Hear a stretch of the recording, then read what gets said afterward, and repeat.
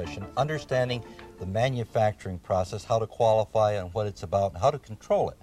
But really, when you start thinking about it, the manufacturing process is the small part of the total process activity. It's our business process that's costing us money. It's our bad business decisions. And those are the things that we really need to focus in on. Talk about business process. I think everybody understands manufacturing process, but truly when you say business process, you're talking about the majority of the organization now, not just a limited area in the plant facility. We really need to start changing our thought patterns. When we're going to talk about processes, we thought about manufacturing. But let me define processes and then show you how that really applies to many other areas. A process is any activity or series of activities that take an input, add value to it, and provide an output to a customer. If that's true, it can be a product, it can be a piece of paper, it can be some typing, it can be a report. Those are all processes. Now, a system, on the other hand, is the controls that are applied to a process to ensure the process is operating both efficient and effective. So those are two key words that we're going to be working with, efficient and effective. That's system. That's the system, yes. Okay. Sir. Now, really, when you talk about processes, there's two types of processes. We talked last time about the manufacturing process. Now we're going to talk about any time that we don't put our hands on a product that we're shipping to our customer. These are our business processes, and that's the area that we really need to work on and refine. We've focused for a long period of time on the manufacturing processes, and we've ignored our business processes. Business process is any logically related activity that utilize resources to provide a specific result that's required to meet a business objective, whether that's payroll, to provide your employees with payroll. That's a business process. A business process is completely independent of an organization. Now, we have our organization structure with manufacturing, accounts payable, engineering. But the business process is independent of that. These are a logical sequence of activities that must take place for that paycheck to reach the employee. And that's what we're going to talk about in a business process. Some examples of that. In finance, it's accounts receivable or accounts payable. It's inventory control. In development, it's engineering change relief. In production control, it's parts planning and scheduling. It's those activities that's required to run our business and make sure that we're satisfying our customer.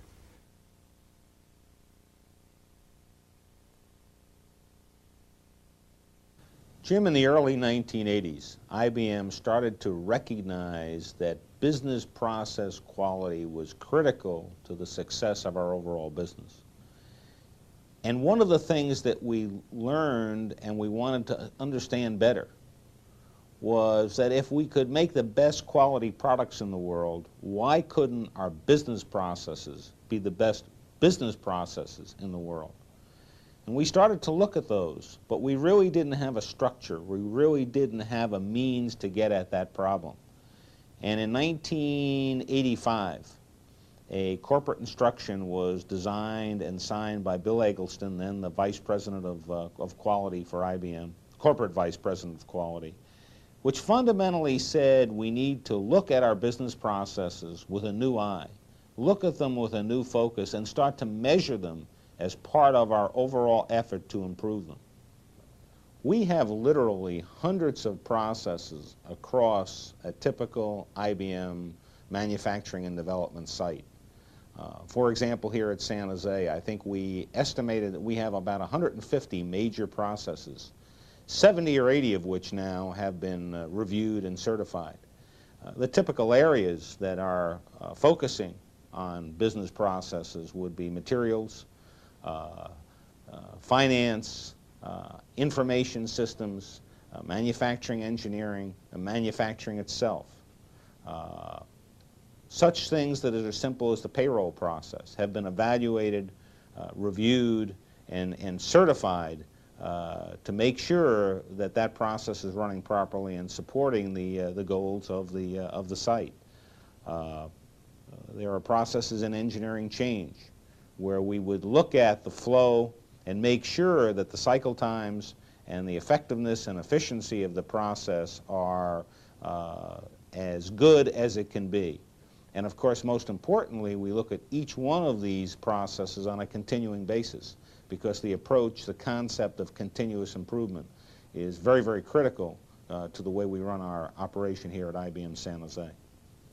We spent more than a year working on the chemical management process, which was very critical to us here at IBM San Jose because we are a large user of chemicals and we're very concerned about the health and safety of our employees. We re-flowcharted that process, reanalyzed it, and came to the conclusion that if we made certain changes, we could reduce the cycle time and at the same time improve the controls within that process. As I said earlier, it took almost a year to accomplish that, but we now have a process that has good measurements, that operates in about half the time that it did before, which means we can get chemicals in either bulk or drum form to our workers on the production line in about half the time we used to. And yet, we have increased the controls to the point that we feel that the safety and health of our employees is protected. Fundamentally, what we're trying to do is look at our manufacturing processes, much as we look at our business processes, flowchart them, reduce redundancies, and improve the process so that we are operating our manufacturing lines at maximum efficiency. One of the key efforts here is the reduction of cycle time. We know that if we produce our products in a shorter cycle time, we not only can be more flexible, but we can be better at meeting our customer demands, and that this leads us to better quality. Better quality comes about because the product is on the line a shorter period of time, and there's less opportunity for errors and mistakes. In addition, it's less costly, because one of the things that we have learned is that the longer parts or machines or equipment stay idle on a manufacturing production line, the more costly it is. We found that almost 80% of the improvements that we could make simply come about through the elimination of waste. That is, the elimination of those things that are non-productive, such as expediting, such as parts standing idly in a queue, such as parts waiting for some engineer to come over and make a quick fix on them. In terms of space, we have been able, in several cases, to reduce our space requirements by as much as 50%, while our overall production has increased. We have cases where we have reduced our cycle time to produce a product over 90%. And what we would like to have the class do is to have you develop a list of business processes that you're involved in. Make a complete list of all the business processes that's in your company, and then determine if you are part of each of the individual processes.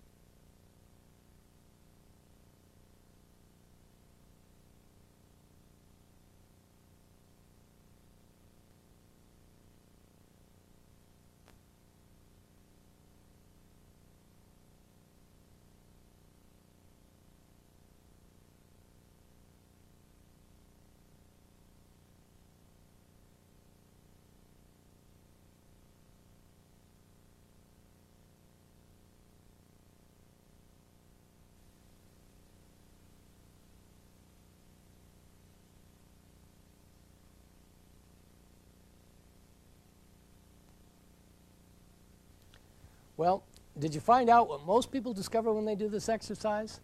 That business processes just don't exist in a vacuum, that they're all totally interrelated. And a weakness in one area that you may be involved in can have a dramatic effect on the entire company, has kind of a rippling effect throughout the organization.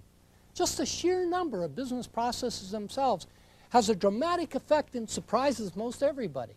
There's really, literally thousands of business processes going on all the time in every business. Whether you're a small one-man company that you are the entire business process, or whether you're a large conglomerate, there's literally thousands of business processes going on all the time. And as you get bigger, you find out that the business processes sort of are strange as far as the organization is concerned.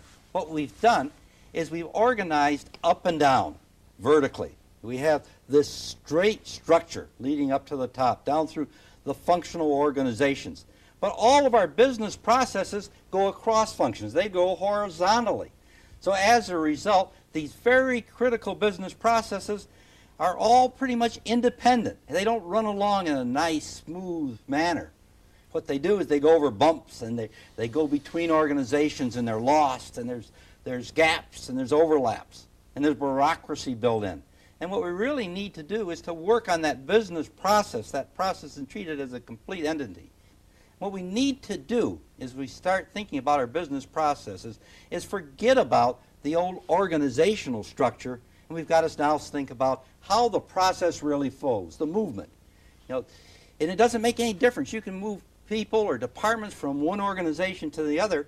It doesn't impact our business processes. That flow is going to be constant. So that's what's important. That's what we have to work on.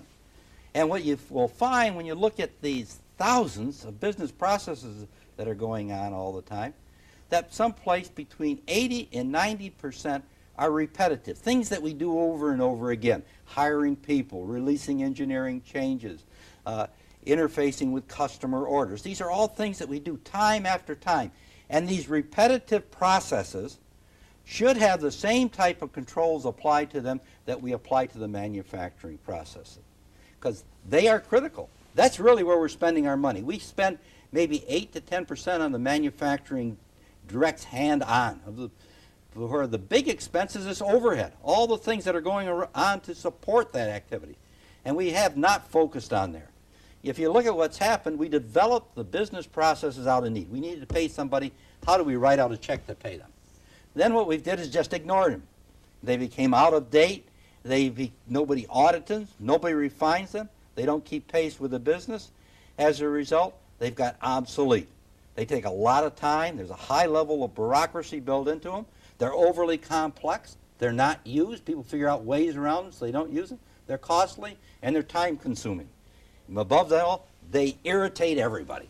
They're designed to create an unhappy organization almost, aren't they? Well, what's happened is a very interesting phenomenon. Most of our companies were formed, back in the 40s, maybe earlier than that, and they established a business process that met the needs of that particular time. Now, as we went along, our business became more and more complex. The computers came in, and the whole business environment changed to a very, very complex environment. But when you thought what was happening to the processes, they were very, very simple. They never really kept pace with the business needs. And what we're saying today is we've got to have our business processes, something that we're proud of that's keeping pace, because our customer isn't just evaluating our products, they're evaluating that total interface. The amount of time it takes to get something done and get feedback. That's part of the process, isn't it? Absolutely. That whole cycle, and it has a major impact on the economic outcome of our business. Now, the big problem that we have with business processes is nobody owns them. The only person that owns a business process is the president, way up at the top where the whole organization structure comes together. So then that's a major problem. What we find is the first thing you need to do is to select the business processes that you want to focus on, the ones that are critical. I'll call them critical business processes, the ones that really are important to you. And these are the ones you want to first refine. And you need to provide some ownership to that. That means that you're going to look at that process and assign somebody the job of owning that process, that it's their responsibility. So that's the first thing that you need to do. With that, you don't assign a person that as a single job. What you do is you say, here's somebody that's involved in this process, and if this process really runs smoothly, it works efficiently and effectively, then he will benefit from that. So what you do is you assign that individual as the ownership of that process. And that should be by the management team. The executive improvement team appoints you as owner of the payroll processing, and you're the owner of that. Now, you're not involved, and people do not report to you through that entire process, but you are measured on how efficiently and effectively that you will do that. Your first job then would be is to define the boundaries. Where does this process start? Where does it end? Now, that sounds simple, but it really is quite complex. Right. I'll give you an example. Let's say you're barbecuing a steak outside. You could say that the process begins when I take the steak out of the refrigerator. You could say it begins when I buy it from the store. So you need to crisply define where that process begins. Now, where does it end? Does it end when we eat the steak or when the dishes are done? So the first thing you need to do is to define the process boundaries for every individual process. And once you've did that, and you make sure that it's wide enough and covers the area that you're interested in, then you can pull together a PIT team, a process improvement team, that's going to focus on that particular process. And all the organizations that's involved in that process should have some member on the PIT team. And so, because that ensures that the scope is complete and that you're going to be able to address the true customer that you're interested in that.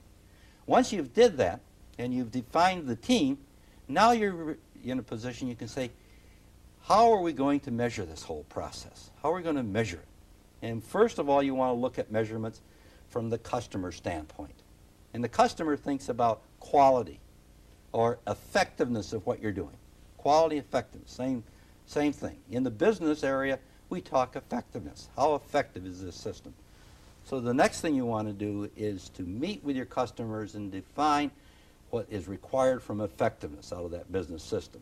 Then you can back up and you can say, I'm really worried about efficiency. Now, in our business processes, that's particularly true. Why is it true? Because it's an internal operation in most cases. And let's just say that we're talking about payroll. All your employees are your customer in this case. And what do they measure quality? Well, they want their check by 11 o'clock on Monday so they can take it to the bank when they go to lunch. And they want to have every penny in it that they earned. They don't care if you put in $100 more, but put in every penny I earned. That's their measure of quality.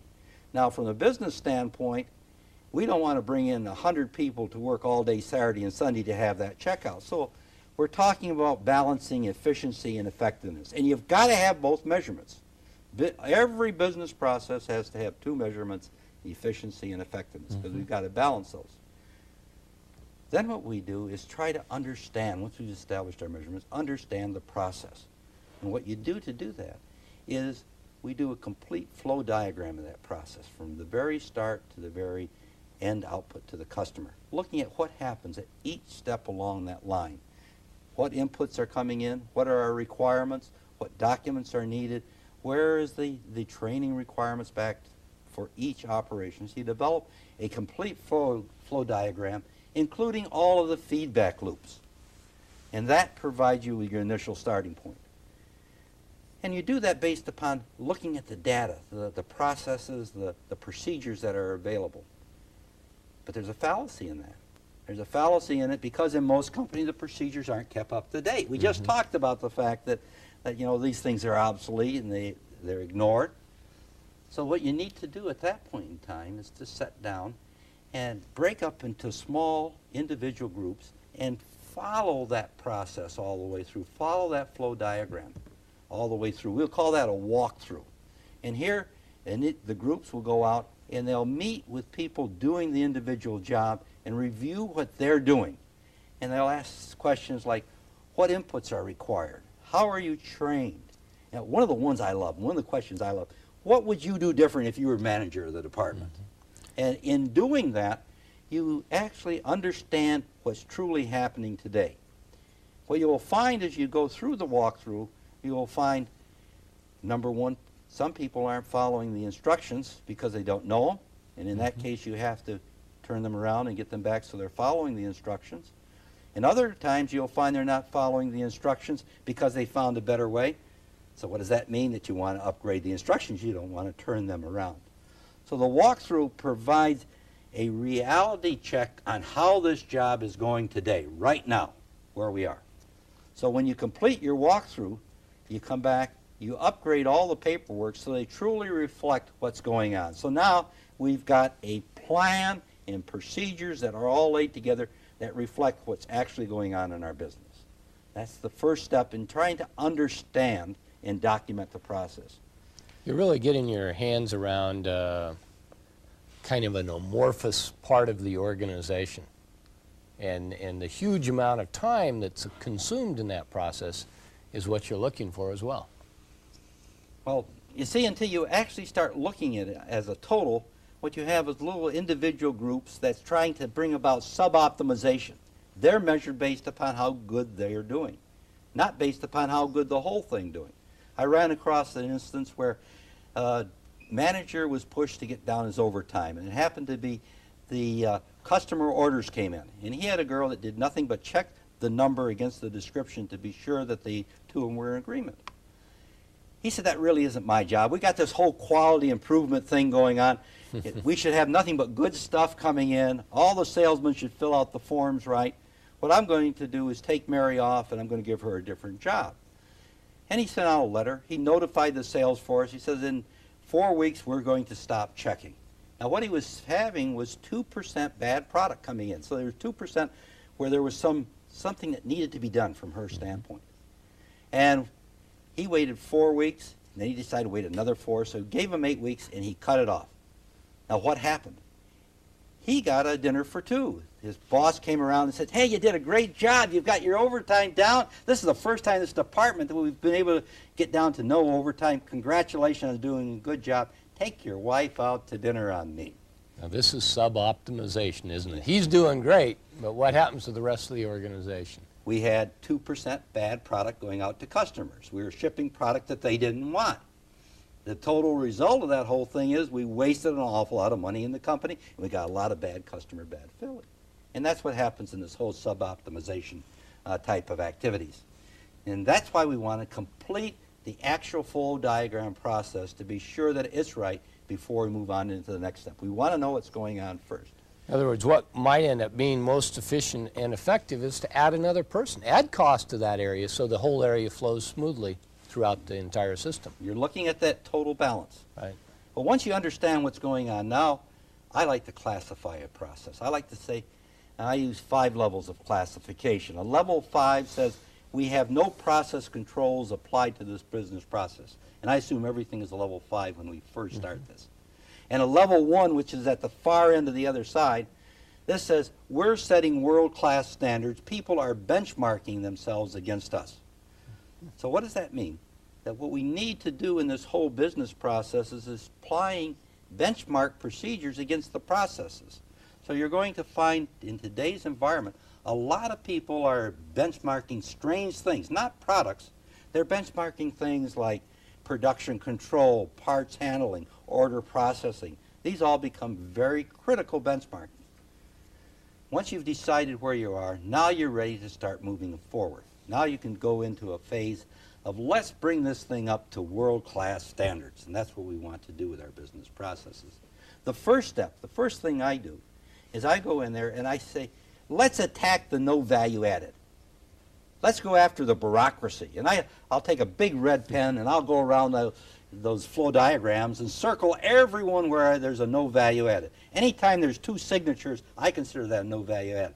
And in fact, what I like to think of no value added is anytime it isn't something that the end customer wants. Those are no value added. Mm-hmm. And you'll be surprised. You'll see red all over it. Then what you need to do is to go in and... That's the red, right? That's right. Right here we are. And the whole chart will turn into red like this. And what you'll do is look at each of those individual operations and justify them financially. Why do you require a signature? Oh, it only takes me 5 minutes. Oh, no, less than that. It only takes me 15 seconds to sign these things. And so what do? You send something back to corporate headquarters back in New York City. It takes 3 days to get there. He's not there, so it sits there for another 2 weeks till he comes in. 15 seconds to sign it. That whole thing is just ridiculous. Signatures cost huge amounts of money, not 15 seconds. And a very interesting experiment that we performed. We had a procedure as far as budget is concerned. If you're buying new equipment, that it had to go through 16 levels of signature in one company. And what we did is we prepared a packet, and half the packet had nothing but sheets of paper, and under white sheets of paper and a cover sheet and, you know, a financial statement for signatures. And those went all the way through with nobody catching it. People just get to the point they just sign these things and just go right on. And that's what we were talking about. We've got to justify what we're doing. But once you've attacked and got the bureaucracy out, and this thing really turns to a green color. You know, we're now taking out all the overhead, all of the unnecessary things. But now we want to look at some other things. We want to look at how can we simplify this process? How can we make it less complex? Can we combine similar operations and have somebody do it? Can two people do something? Or should it be one person that's doing it? Can we clarify the forms? Can we lay out the office so things will move more effectively? Can we change the report layout so it's easier to read? So now we're talking about simplifying that whole process to make it better. From then on, you start to go into the next area. You say, these critical business processes are important to me, and they are important that they happen fast, quick, and complete the cycle. So you really want to talk about timing. This whole idea of timing now becomes very important. How fast I can process an order and get product to my customer may mean the difference in a sale or a not sale. So we got to work on minimizing the time delays in this whole business process areas. Can we do things in serial? Can we change the sequence so we don't have to move them from one building to another? Can we reduce the number of interruptions? Can we reduce the amount of movement? All of those things are looking at reducing the time interval. After we reduce the other three areas, bureaucracy, simplification, and timing, then we can move into computerization and mechanization. See what happens? People just want to get to computerization. They think that's the greatest thing since motherhood. And they go ahead and duplicate all these other processes. And what they do is they computerize a bad process, so they'll never get rid of it. And you know, that requires more equipment, more time, more energy, and they're going to live with it for the rest of their life. What you need to do is take the other steps first, and then you can go and look at automation and computerization. That's the real key. Let's set the system up and get it working right before you move on to that phase. So it sounds like the next key to this whole thing is really looking at each of these business processes and cutting out the bureaucracy that frustrates and angers just about everybody in the system, but even worse, keeps it from working. Absolutely. And what you do at that point in time is you complete your documentation, you train your people, and maybe you're going to have to find some new people. But you'll bring that together now into a complete package that will tie it all together. So with the bureaucracies removed, our processes qualified and documented throughout the organization, we can begin the never-ending cycle of constant improvement. Streamlining the bureaucracies is no easy task. So before you return next time, make a list of those policies, procedures, and bureaucracies which get in the way of doing your job or of getting it done for your customer. Then select one and recommend some ways to remove that roadblock, ways to remove the obstacles to your ability to serve your customer. With that done, your internal activities can be on the continuous improvement track. And next time, Jim's going to introduce us to some ideas for making full partners out of your suppliers.